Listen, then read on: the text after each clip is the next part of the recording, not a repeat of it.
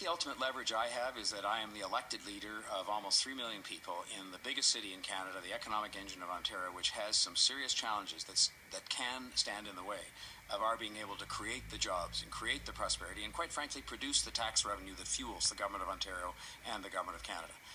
And I intend to go forward, as I have been doing, and continue to be an advocate, a relentless advocate, with respect to housing, with respect to childcare, with respect to transit and transportation, because the notion of this city standing still and sort of relying on the old excuse, which is, well, we just don't have the money to deal with this, I think has been already rejected by the people. It is causing the city to show some signs of decline in terms of congestion, in terms of our attractiveness as a place to invest. We're still very attractive, but I don't want to see the city go into any kind of a decline on my watch, and I will use that leverage and the podium that I'm afforded as the leader of the council, and with the backing, I hope, of my council colleagues to continue to make the case. It is a case that has absolutely irrefutable returns if the province chooses to make these investments. And the other argument that can't really be contradicted is if they're not going to let us do it,